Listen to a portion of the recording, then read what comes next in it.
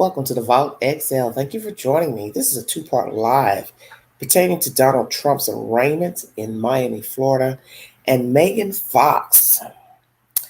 There is someone who is making allegations against Miss Fox, the actress, that she has committed child abuse against her children by making her boy children dress in girl attire.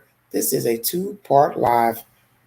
ABC News is my source number one.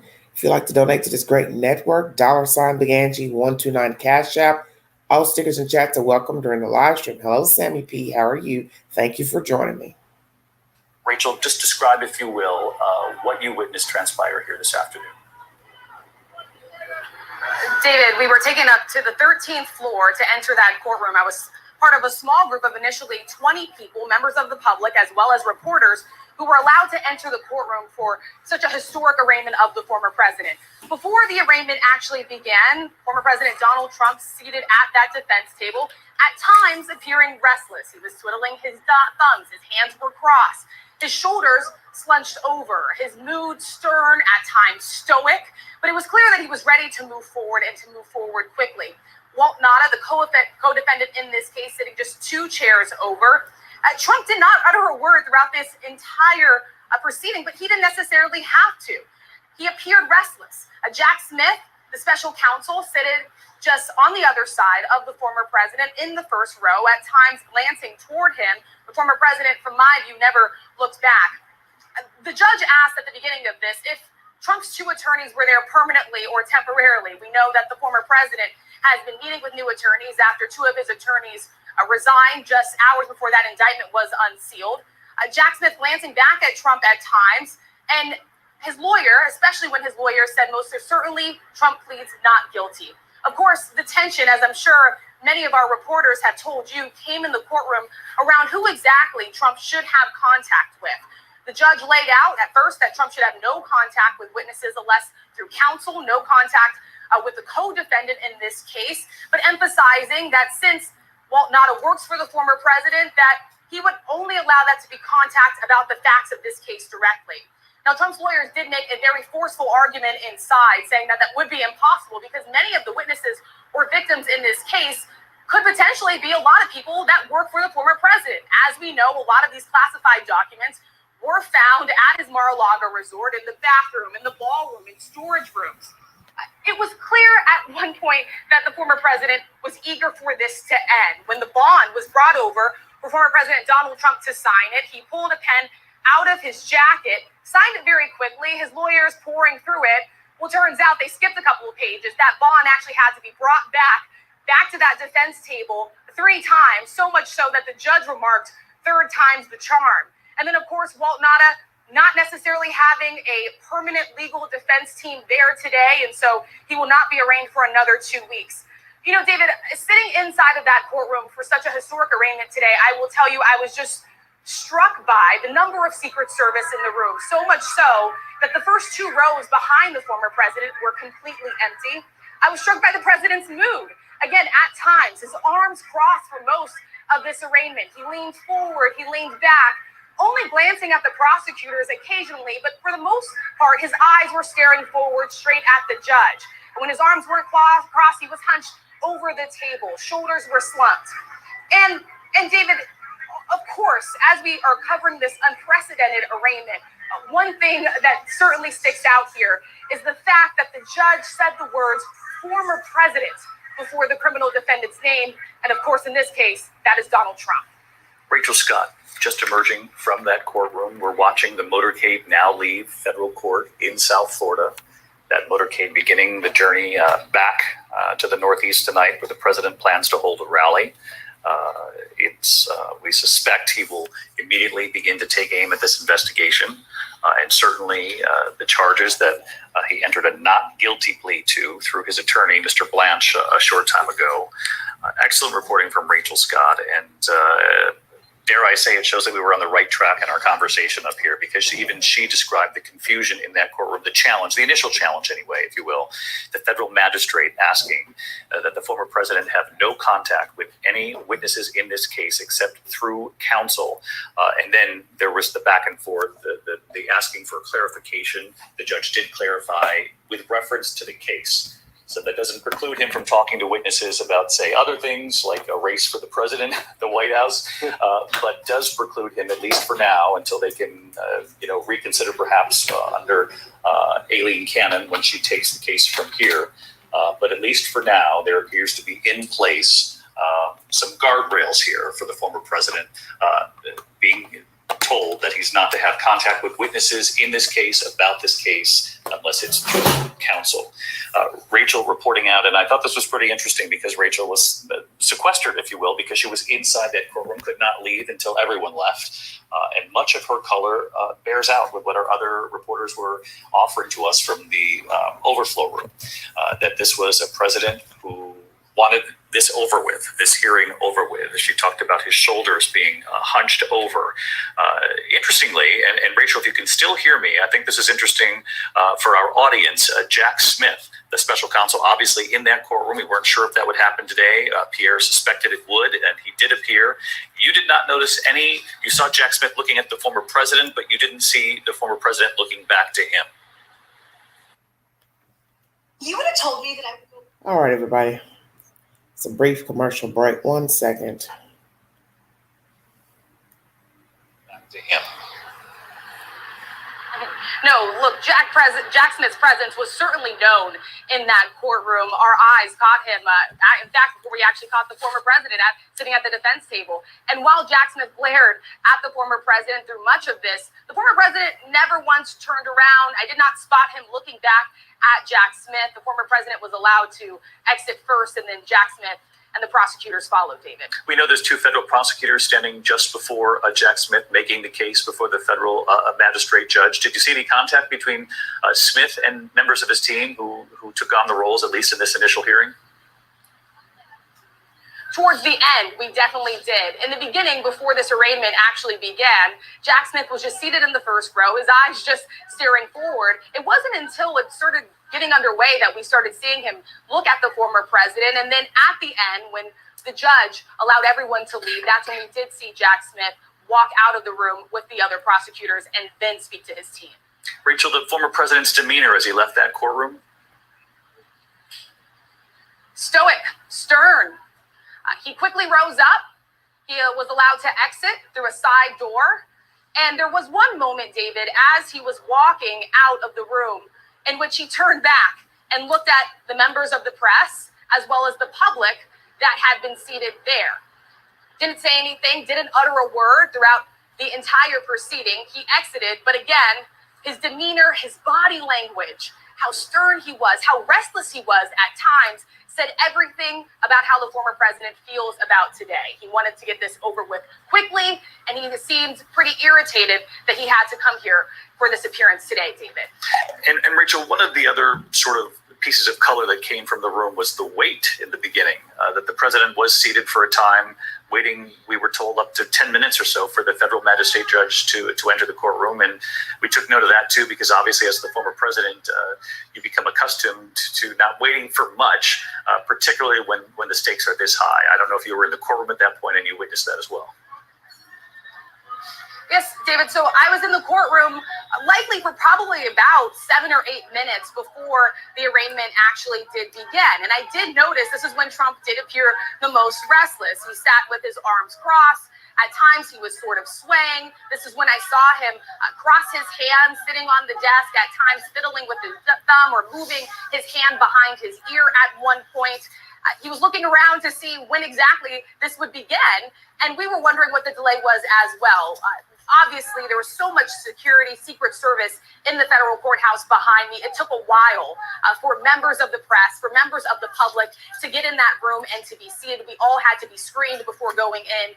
So that is likely probably some of the reason for that delay. But the former president, again, was sitting there for a period of time waiting for this to begin. And something that you just mentioned, David, this is the former president of the United States. Things typically start when he wants them to start. He's never commanded to rise as he was in the courtroom today, to sit through and listen to everything that the judge was saying, the back and forth between his defense team and the prosecutors. And you could tell that he was ready for this to be over with. He was ready to move on, ready to enter that not guilty plea and get out of the room. Hi, everyone. George Stephanopoulos. All right, everybody. That is ABC News. Bringing you this commentary. Restless, irritated. Well, Mr. Trump would be irritated because, as you heard here, he's accustomed to people basically bowing to him and doing what he says. So the fact that someone, plural, has decided to bring him to this courtroom to face 37 charges, it's a joke to him. I didn't do anything wrong. Why are you bothering me? Yeah, you're wasting my time. I've got something better to do. Such as what, Mr. Trump? Because you know the Queen's going to go there. And before I start, I want to address somebody who commented on my channel, saying to the Queen that it's okay as president to remove items from the White House to your personal residence. Oh, who told you that? I'll wait. Well, it can't be true because he's facing 37 charges. So that's not true. Because if it was true, he would have been arraigned in court today. And I'm not here to argue about Pookie, Ray, Hillary Clinton, Biden, or whoever else did something. That's not the topic. When the topic's about them and I want to address that topic, then I'll address that topic. But other than that, I'm not addressing it. Because that tit for tat attitude is the reason why we have the attitudes we have right now by people. Okay? You know you're doing something wrong. You can't say, well, Pookie did it, Ray did it, so it's okay for me to do it. No, it's not. And the fact that you found boxes, they found boxes in a restroom, that should tell you something right there. That he knew what he was doing was wrong. Why would you have boxes of files in your bathroom? I'm sure the ballroom was big enough to hold the files. So how many boxes are we talking about? I mean, I'm just saying. Because this man lives in, I'm sure, a mega mansion in Florida. So let's just use deduction. You have a big fancy house in Florida, and you would choose to put some of these files in a bathroom. Okay. And you all don't find that suspicious? I got this big old house, and I'm staying over here, and I've got documents I know I have no business having, and I'm going to keep them in a ballroom, this room, that room, and a bathroom. Why would I not have all of the boxes together? Wouldn't that make sense to have all of the documents together? And the fact that somebody thinks it's okay for him to have these documents all the way at the bottom of Florida, maybe some of you don't really know your geographic map. Washington isn't near Florida, last I checked. Oh, yes, it's on the East Coast. Florida's at the bottom, eastern seaboard. But it ain't near Washington, D.C. So how the hell did the boxes get all the way to Florida? I'll wait. And then someone made a comment on this news broadcast about documents flying in the wind, and they were secretive, blah, blah, blah, when they was doing some type of work. What the hell does that have to do with this? Nothing. You want me to believe in my right mind? A bunch of secret documents made their way into imaginary boxes, and they flew their way down to Florida. By what? A bird? A pelican? I mean, come on, stop the BS. This is bullshit. You see, my thing is this. I'm not here to weigh anything political as far as Republican, Democrat, Independent. I'm sticking to the facts, which are you did something you had no business doing, and you have been brought up on charges. Bottom line. It has nothing to do with a conspiracy. Oh, he's a Republican. Oh, the Democrats do all kind of crazy stuff. Well, we're not talking about the Democrats today.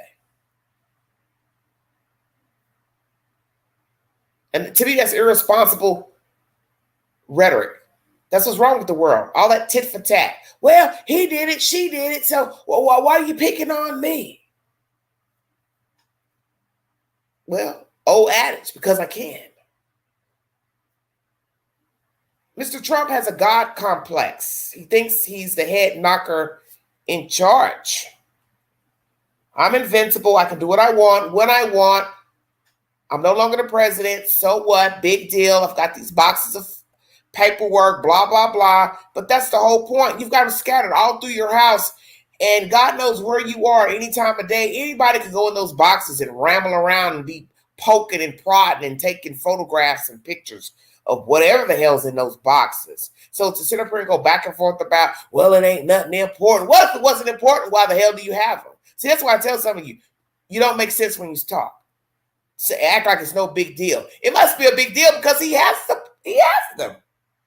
Well, why do you need them if it's no big deal? If the Justice Department or whoever, Secret Service, the military went over all this information with you, then why do you need copies, photocopies of whatever the hell's in the boxes? What do you need them for?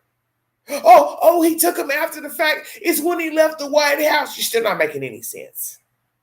You don't need them. For what? If you're not the president and you took them after somebody else was voted in, say it again, then why would you need them? Oh, I don't think he sold any secrets. Doesn't matter. If they're irrelevant, why do you need them? Is this a case of hoarding? I just did it because I wanted them. I'm not here to argue about any political affiliations. That's not my type of hype. And I've let people know that. You can't root for somebody and say, well, I like him. He or she can get away with anything because I like them. It doesn't work like that. And you can't say that you're a right fighter and you're for justice in this country if you're telling people, well, I like him and he can do whatever he wants or she can do whatever she wants because I like them and let's give them a pass in breaking the law. No, it doesn't work like that. Because you can't criticize somebody over here for breaking the law and then say, well, I like this guy and I voted for him and I want him to, get away with this. If the law says he did something wrong, then that's that. Doesn't matter if you're a Democrat, Republican. The affiliation has nothing to do with you taking something that, one, you have no business having. And if they got in the wrong hands, then how are you going to explain what some random person is doing looking through documents about national security when you weren't supposed to have the documents in the first place? That's the point of the story. And as I said, I don't do that tit for tat stuff. Butcher, baker, candlestick maker, you ain't got no business taking stuff out of one building to the next. It's just like your job says, hey, leave these files here. Hey, don't take this computer disk out of here. It's the same damn thing. It's the same damn thing. Hey, I don't want you looking at this type of stuff on the job, on the clock, on the computer. Well, if that's what they told you in your job description, then maybe you should follow the protocol. You can't go say, well, Susie's been at her desk and she's been on Amazon. I saw her. So now you want to be on Amazon, eBay, because Susie did it. It's not the point. Susie's stupid enough to do it. That's her dumb ass. You want to risk your job because somebody else did it. It's the same thing. That's my commentary for Donald Trump. What he did was wrong, okay? You don't have no business with any documents. Anything that you had access to while you were in the White House, you were able to review the documents, go over the documents with whomever, then you should have reviewed them while you were in the White House, and they should have stayed there. And whoever gave them to you, they're stupid. Because you didn't just go walk into some other government office and retrieve the documents. Because we know that Donald can't chew bubblegum and walk at the same time. This is a guy who doesn't even know how to speak appropriate English. So let's keep it real. He doesn't even use professional dialogue in bringing forward commentary. Duh, this is terrible, duh. And when you watch this video, ABC, you will see traffic backed up on the highway naturally because they're coming with the, motorcade to aid him to and fro. And to me, it's ridiculous that you're holding up traffic in Florida for this nimwit who wants to be, as I said, the head knocker in charge. Don't want to abide by the rules. And the sick part about this story is before he even became president, this thing walking around, never paying taxes, jilting people out of money. This is the same people were idolizing before he even decided to run for presidency, became the president. And you people are worshiping him like he's God. And that to me is disturbing. And I meet so many people in life that love to talk about Donald Trump. That's what's baffling to me. His behavior is asinine and disgusting and vile for a man. And yet some of you will just be walking around and you'll say, well, I know you probably don't want to hear this and duh, but things were better when he was the presidency. And what was so great when he was the president? Enlighten me. People were still committing crimes. People were still suffering. We still had homeless. We still had sexual assaults. We still had children without homes, people struggling. I don't know anybody that was just living so fantastic because he was the president. You still had problems in America. Nothing was just wiped away because he was voted in. I don't know what bubble some of you are living in. Things have really been just crazy since the recession, 07, 08. And yes, things are worse now. Things are going up. Price of living has gone up to rent homes, this and that. People from the West Coast, California, moving here to East Tennessee in different demographics. But what would Donald Trump have to do with that? But somebody who's asinine would say, well, if Trump was in office, the rent wouldn't have gone up. Yes, it would have. Yes, it would have, because these people are moving in different places. They have money. They have money to buy property. And then once a person realizes, oh, I can get this higher number for something, then they can say, well, I'll just ante up the price of the property, the rent. Has nothing to do with Donald Trump. Yes, he is an embarrassment. And yes, he is a criminal. And exactly, he knew he should not have had the documents. Exactly, Lee. The fact that they were in a bathroom should tell you he knew he was in the wrong for having them. Because the fact that this man lives in a mansion and you've got the documents scattered all through your house should tell you he knew he was in the wrong. Why would I put documents in a bathroom? And I'm living in this big ass house. Come on now. That doesn't even need explanation. You're hiding them in there. Different rooms in his house. He's got these documents. So then you have to ask yourself, well, damn, how many boxes are there? How many boxes are there? What I fear is all this hoopla, arraignment, go to court, and nothing happens. He's found not guilty by 12 members of a jury. And we know how these crazy ass people vote in Florida. These, same mindset that let Casey Anthony go. Yeah, I'm just keeping it real. And I'm not wanting to judge everybody the same because everybody's not the same. But the laws in Florida are very strange with the stand your ground. And I'm sure it's probably a conservative state. I'm just saying. And the fact that they were talking about him going back and forth to the table with the bond, I don't really understand what the hell was going on there. But why does he have a bond? Oh, because he could afford it.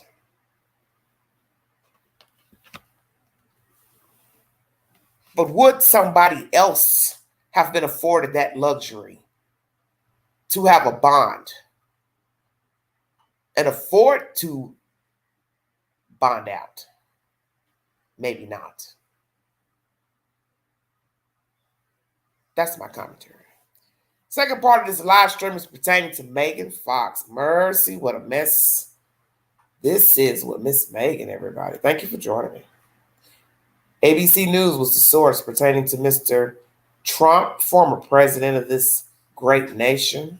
How about that? TMZ, source number 2.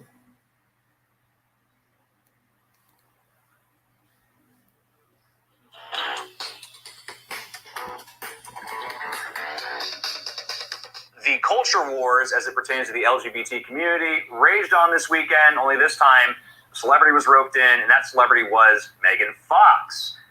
She was sort of called out by a right-wing Twitter personality, and he accused her of quote-unquote child abuse. So here's his tweet. He says, "These are Megan Fox's sons. We used to live in the same gated community, and our kids played at the park together. I saw 2 of them having a full-blown breakdown, saying they were forced by their mom to wear girls' clothes as their nanny tried to console them. It's pure child abuse. Pray for them." So this guy is saying that he saw Megan Fox's kids having a tantrum, claiming that, oh, our mom is forcing us to wear girls' clothes, and et cetera, et cetera.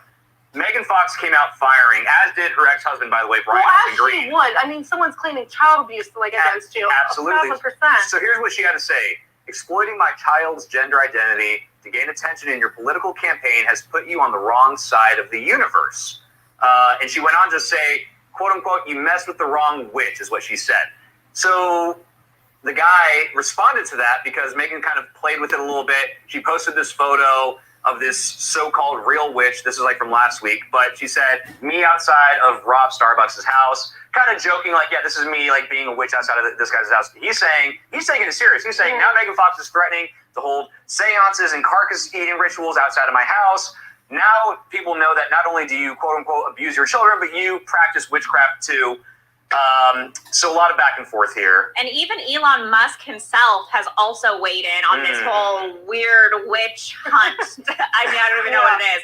And he had said, looking to hire a VP of witchcraft and propaganda. So Megan Fox could possibly have a new job. But I was going to jump in because it's on Twitter. He wants to keep it alive and everyone going to Twitter like keep checking it. Right. Yeah, and I actually spoke to Brian Austin Green over the weekend about this, and he basically told me that none of this is true, that Robbie Starbuck has alleged. And, you know, only a few people would know about this, like truly know if Meghan is pressuring her kids to wear girls' clothes. And Brian, who is her ex-husband, by the way, says absolutely not, that these kids do wear and pick whatever they want.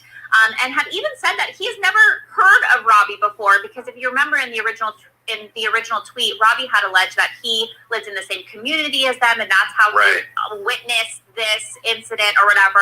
And Brian saying, I have no idea who this guy is. So, yeah. They're just such harsh allegations against Meghan. Yeah. Like, why would you ever say that I'm abusing my child? If, like, I just don't understand what his even angle or point was to, like, do it. Right. If you saw it then, because I wonder how long ago he claims that he saw this, like, in the park. Sure. Then why not come out with it then? Why are you waiting all these years? Well, I have a theory on this. So, look, this guy is, like we said, he's a right-wing Twitter provocateur. And I think he's using this alleged Megan Fox anecdote to kind of like hit. The whole transgender. But don't LGBT use someone stuff. else's kids to make your You're point right. across. That is so dangerous and like nasty. I think the reason he did is because, one, I don't think a lot of people were aware of the Megan Fox kid situation. Like, they didn't know what her kids looked like. We work here. We've seen these photos of her kids for years. We've all been sort a lot of aware of it. celebrities don't like their kids to be public, and they're still too young. They get to make the decision. I think this guy saw this. He's like, people probably don't know about this with Megan Fox and her kids. Let me publicize this. Let me make these claims, and it'll kind of push this agenda of like anti-LGBT, anti-everything.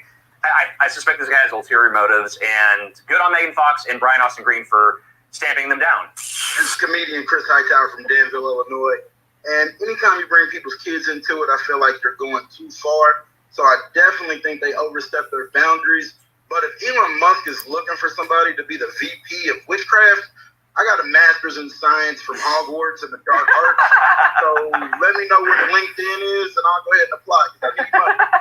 You know, it's funny. People were actually responding to Elon's tweet, like actual so-called witchers, like, well, I'm actually a practicing witch. So I'll happily take that job. Well, wouldn't you want to be on his pay salary? Like, maybe not, because he probably will fire you in a heartbeat. But like, I don't know. All right, everybody. TMZ is the source of that said information. I'm going to read you a little bit of more information pertaining to Miss Megan Fox and the allegations against her. Thank you for joining me. Lord. Oh my goodness. And there is a new allegation out from the source.com pertaining to Tupac. His father says that he believes his death was orchestrated by the government. That will be my next live stream. Lord have mercy. It just goes on and on. Never stops. Never stops. Never stops. All right, everybody. It's my second source pertaining to Megan Fox. Thank you for joining me. Motherly is the source. Robbie Starbuck, who ran in the Republican primary for U.S. House Tennessee District. Oh, no, not a Tennessean. Shut your mouth. District 5 last summer in Laws claims he used to live in the same neighborhood as Fox and her 3 children. She shares Noah 10, Bodie 9, and Journey 6 with ex-husband Brian Austin Green. Why does that name sound so familiar to me? Starbuck tweeted that he used to hear them have a full-on breakdown over their mom forcing them to wear girls' clothes. He then elevated his claim by calling it child abuse. Fox caught wind of the tweet and took to her Instagram account to fire back at Starbuck and his pretty serious claims. I really don't want to give you this attention because clearly you're a clout chaser. That's funny. Fox captioned her screenshot photo of his tweet, but let me teach you something. Irregardless of how desperate you may become at any given time to acquire wealth, power, success, or fame, never use children as leverage or social currency, especially under malevolent and erroneous pretense, quote unquote. Damn, Megan, them some big words you using, girlfriend. I'm just saying. Exploiting my child's gender's identity to gain attention in your political campaign has put you on the wrong side of the universe, she continued. Fox has been open about Noah's desire to wear dresses to express himself since he was a toddler. Oh, Lord have mercy. Help me, Jesus. And the bullying he's endured because of it. She's always made it clear that she teaches her kids about gender identity and how to be confident in themselves and who they are. Editor's note. We are using both gender-neutral and masculine pronouns in this story, similar to how Fox has talked about Noah in past interviews. Noah started wearing dresses when he was about 2, and I bought a bunch of books that sort of address these things and address the full spectrum of what this is, Fox explained in an interview, Glamour UK 2022. Some of the books are written by transgender children. Some of the books are just about how you can be a boy and wear a dress. You can express yourself through your clothing however you want. And that doesn't even have to have anything to do with your sexuality, quote unquote. She's also said the reason why she doesn't share her children on social media is because she doesn't want to make them vulnerable to trolls and online criticism. I knew when they were very young, I wanted to try to protect them however I could, and a lot of that had to do with limiting their exposure to the internet, she said in 2022. So far, we've done a really good job, and we maintain their innocence in a lot of ways. But I know I can't protect them forever, though I do have a child that suffers. Brian Austin Green also clapped back at Starbuck's tweet in a statement to TMZ. There are only a few people in their world that can actually verify whether or not a story like this is true, and I can tell you with absolutely certainty it is not, he said. This person's trying to claim this is true is a perfect example of someone with selfish motives that do not care about negatively affecting a parent-child relationship. Now, I knew Brian's name sounded familiar. In this Instagram post, you will see Brian in like a swimming pool hot tub with the said children, or somebody's children, let's say. It says, "Happy Father's Day, everyone. Thank you, baby, for taking such an amazing pic for me.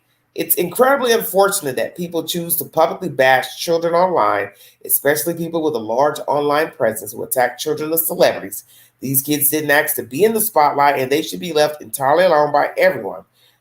I have been burned at the stake by insecure, narcissistic, impotent little men like you many times, and yet I'm still here." Fox concluded on Instagram, "You F something something with the wrong witch," quote unquote. Wow, that's deep. "Between drop-off, pickup work, and a million other things that come with being a mama, taking care of yourself can easily take a backseat. You probably know eating well and staying active can help you feel good." I don't know what this article is. Okay, sorry. That was a new article going in. Somehow it didn't tell me that it was stopping. But nonetheless, motherly is the source. Oh, S. Lee. Strange is not the word. Let me say this. I don't know this guy, what his motivations are for choosing this woman and saying they live in the same community, that he saw an outburst of the children. But what I will say, that when I opened up the article and saw the photograph of the children, I was a bit thrown off by what looks to be an older child, which allegedly is a boy biologically, dressed up in girl clothes. And it looks like all the children had on dark lipstick, like a black colored lipstick. What is that all about? I'm just saying. And I'm all for you being whoever you want to be. That is your business. You're entitled to be whoever you want to be. But the thing that people don't understand, some of you kind of act like you're, living on another part of the universe. Children don't have jobs. So therefore, to debate about a dress makes no sense.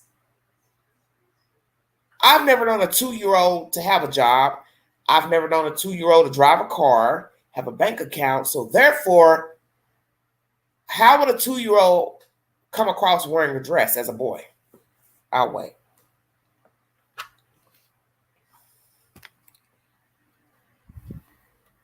When did 2-year-olds start picking out their clothes? Usually, the parent picks out the clothes. And I'm not saying there aren't parents who may ask a 2-year-old, would you prefer this or would you prefer this? But I think at 2, most parents are choosing their clothes for their children. And I'm also not here to say that the 2-year-old didn't say, "Hey, mommy, I don't want to wear that," or "I don't like that. I don't want to wear pants and a shirt. I want to wear a dress." But what I have to say in my logical thinking mind, do I put my 2-year-old boy in a dress? Hell no. And that's my opinion. I don't care at 2 that he says he doesn't like pants and a shirt. I'm not getting ready to buy a boy a dress at 2. I'm sorry. You're entitled to your opinion, but I'm not going to do it. I'm not going to do it. I'm not. Because we know that children go through phases in life, as she said here, that just because a boy wants to wear a dress, it does not necessarily mean he's having an identity issue. Okay, so that's the very reason why I wouldn't put a dress on a 2-year-old boy. I'm not getting ready to cater to nothing. Because at 2, he doesn't know anything. He's living free. He's watching his environment. And who knows why he wants to be in the dress. So I'm not getting ready to cater to him to put a dress on. That's my personal opinion. Hello, everybody in the chat. Thank you for joining me. Life is hard enough for kids now. I don't think 2-year-olds have gender identity issues. That's my point, Lee. If this woman wants to say, just because you see my older boy in a dress, don't try to pin him as this, this, and this, even though you just said he has identity issues, then why would I, as the same mother, she's not making any sense? Because she's contradicting herself. You're going to say, well, you see my older boy, he's in the dress or girl clothes, don't judge him. Or that don't mean that he's really wanting to be a girl. But that's not how people are going to look at him. They're going to say to themselves, well, why is he wanting to wear a dress? So then you go back in time when he was a child, he was a toddler. And why the hell are you putting him in a dress at 2? I don't care if he told you, I don't want to wear pants. So what? I'm going to put him in pants. I'm going to put him in shorts. I'm not going to put him in a dress. You're entitled to do what you want with your children. That is your business. I personally wouldn't put a little toddler boy in a dress. And I've seen a show many years ago, Dr. Phil, the young little boy kept telling his parents he was a girl. I feel like a girl. And it was really disturbing to hear that because you're not really expecting that type of talk from somebody so young. I think he was like 4 or 5. And it's like, what the hell is going on here? And it's not to knock the child's feelings. It's just hard hearing somebody that little say, I'm a girl. I'm a girl. I'm a girl. And I don't want to be a boy. I mean, it's disturbing for somebody that little to say, I don't want to be a boy. And the parents, I guess, felt obligated to cater to their son's desires to play with Barbie dolls and, feminine products and toys. But as I said, everyone, runs their household how he or she sees fit. I personally, I would have to pray about it.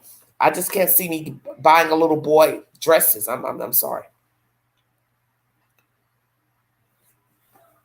Thank you all for joining me.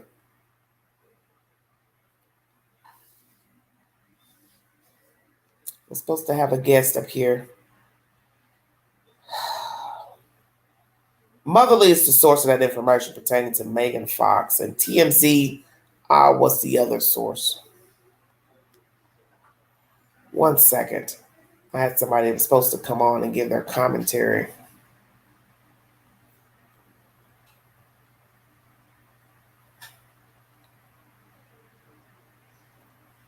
One moment, everybody. Thank you for joining me.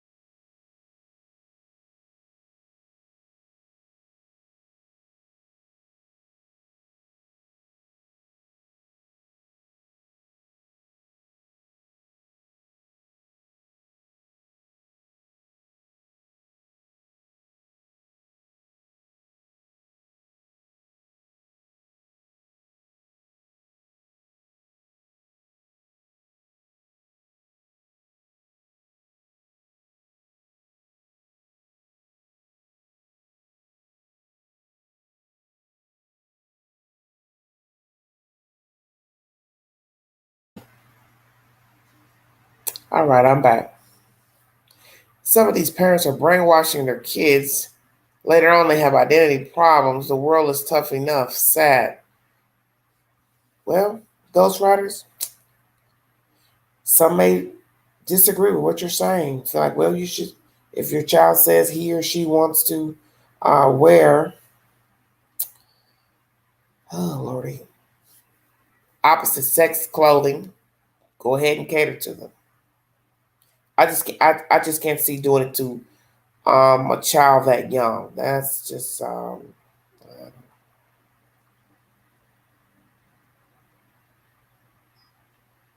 can't see doing it to some a toddler, even school age. I just can't see it. And then she makes a point to say, something about being teased and bullied in school. Well, a boy or girl would be bullied. Even if the child says, well, I feel this way and I identify with the opposite sex, and they want to wear the opposite sex type of clothing, clothes geared towards the opposite sex. Naturally, you're going to have some kids that will possibly make fun of your child. It's not saying that it's right. It's not right to tease anyone or make fun of anyone.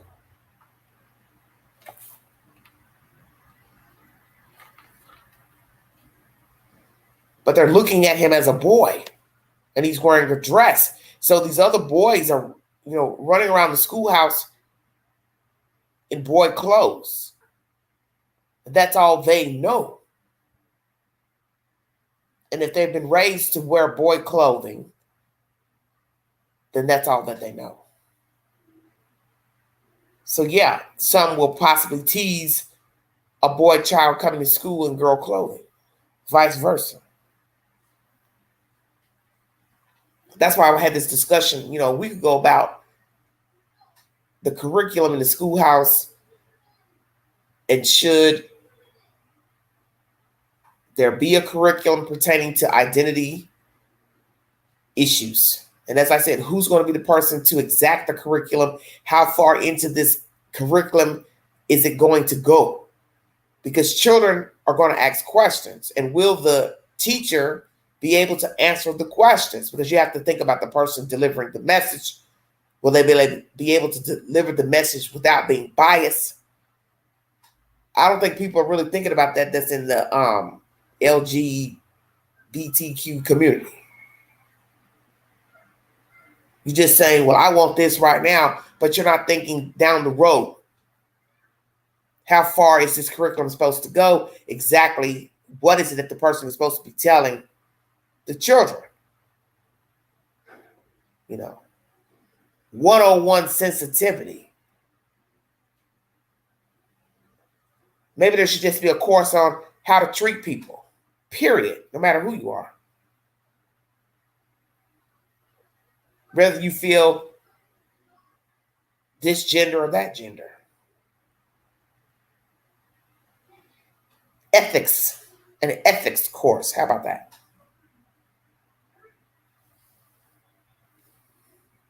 I don't know. Very interesting, I must say. Very, very interesting.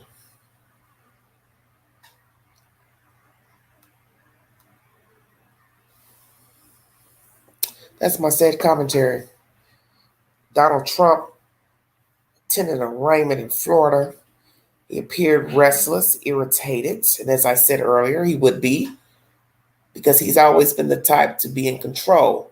And also didn't touch on about the victims. That was mentioned in the commentary. He is not to have any contact with the victims, and that some of the witnesses are victims. And I didn't really quite understand that, but I guess I have to do a little more research on that commentary. That some of the witnesses are victims.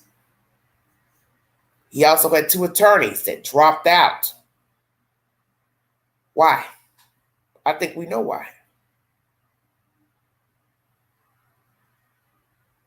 They got a flash of, damn, I probably shouldn't be doing this.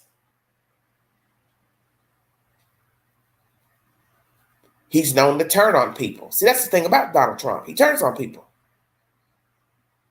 So long as you're riding the ride with him, he's good with you. But the first time you decide to tell him something he doesn't like, he doesn't want to hear, he has a problem with you. So now you're public enemy number 1. And he's done this with so many people.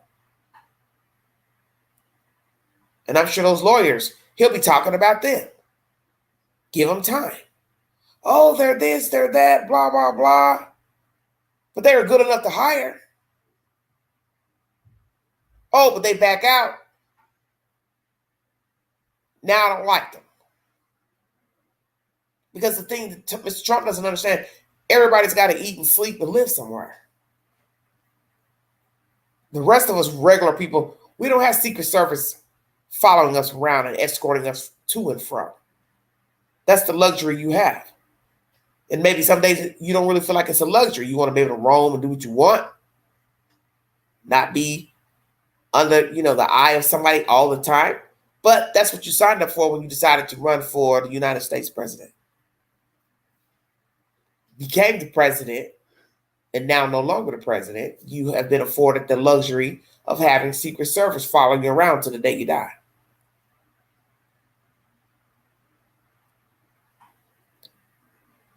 And they said he was quiet in court.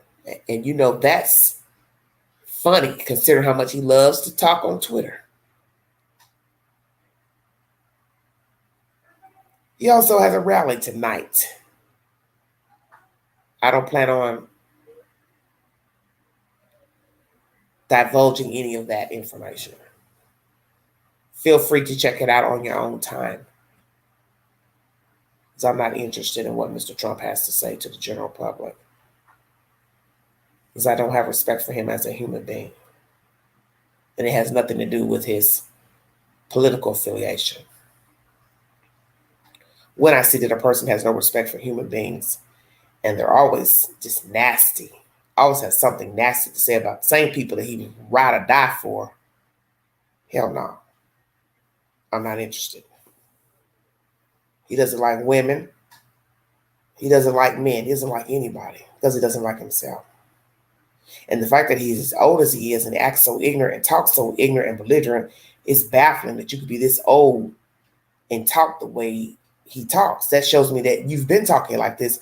We just never knew you in that capacity because we only saw you as an alleged entrepreneur in real estate and then doing a reality TV show. And the most you ever said was, "You're fired." But then when you decided to run for the presidency, we got to see another side of Donald Trump. And it was not so nice. And I think what's sad about a lot of people who follow in behind him is that you're focusing on, to me, the dollar sign pertaining to Mr. Trump. What he did as his profession. But he's also the same person who's been sued by many people. So I don't understand how you would think that would be somebody that would be a good leader of this great country. A person who's never paid any taxes, allegedly.